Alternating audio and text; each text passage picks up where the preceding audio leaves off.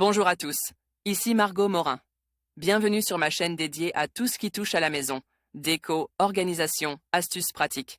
Si vous aimez créer un espace qui vous ressemble et découvrir des conseils pour embellir votre intérieur, n'oubliez pas de vous abonner. Aujourd'hui, on va explorer ensemble un nouveau sujet pour transformer votre chez vous.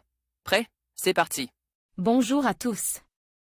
Dans cette vidéo, je vais vous parler des jardins en terrasse et en balcon, et des précautions essentielles à prendre pour en profiter pleinement. Que vous ayez un petit espace ou une grande terrasse, il est crucial de bien préparer votre environnement pour garantir la santé de vos plantes et votre sécurité. Je vais partager avec vous des conseils pratiques sur le choix des plantes, l'aménagement de l'espace et les mesures à prendre pour éviter les accidents. Restez avec moi pour découvrir comment transformer votre balcon ou votre terrasse en un véritable havre de paix verdoyant. Ne vous lancez surtout pas dans des travaux sans vérifier que cela vous est possible. En effet, vous allez peut-être vous trouver confronté à certaines contraintes de voisinage dont il va falloir tenir compte.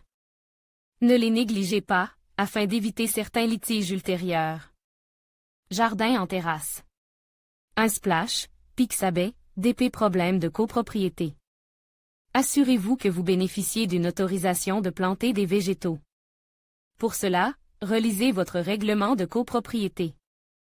En effet, votre balcon ou votre terrasse risque d'être assimilé à une partie commune, dont vous ne possédez seulement qu'une jouissance exclusive.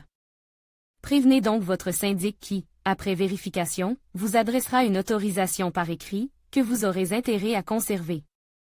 Au besoin, ce gestionnaire inscrira votre projet à l'ordre du jour de la prochaine assemblée générale des copropriétaires de votre immeuble. Le même problème se posera à vous si vous êtes locataire de votre logement, une autorisation devant alors être réclamée à votre propriétaire. Problème d'étanchéité.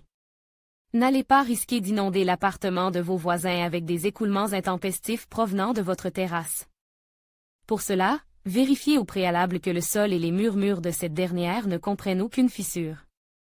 Là aussi, réclamez au syndic de votre copropriété, ou à l'architecte qui a édifié votre immeuble, un certificat. Engageant une parfaite étanchéité de votre surface à habiller de plantes, ou une correcte évacuation de vos eaux de ruissellement.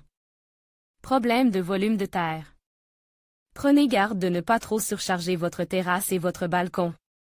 De la terre, surtout lorsqu'elle est gorgée d'eau, pèse en effet très lourd. Une épaisseur de 50 cm de ce matériau offre ainsi un poids de 4 à 500 kg/kg et M2.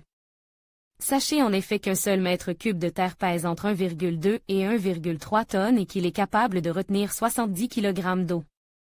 Le même volume de sable de rivière pèse, quant à lui, entre 1,7 et 1,8 tonnes, avec une retenue d'eau de 250 à 300 kg, ces chiffres atteignant respectivement 600 à 800 kg et 200 kg en ce qui concerne la terre de bruyère.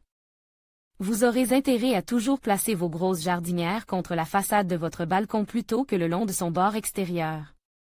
Vérifiez aussi que vos récipients de culture ne risqueront jamais de tomber sur le trottoir, ce qui engagerait évidemment votre entière responsabilité en cas d'accident.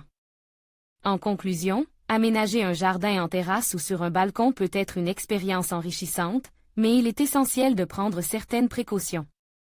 Assurez-vous de choisir des plantes adaptées à l'environnement, de vérifier la solidité de votre structure et de respecter les règles de sécurité. N'oubliez pas d'irriguer correctement et de protéger vos plantes des intempéries. Avec un peu de préparation et d'attention, vous pourrez profiter d'un espace vert agréable et florissant, même dans un petit espace. Prenez le temps de planifier et de créer un jardin qui vous ressemble.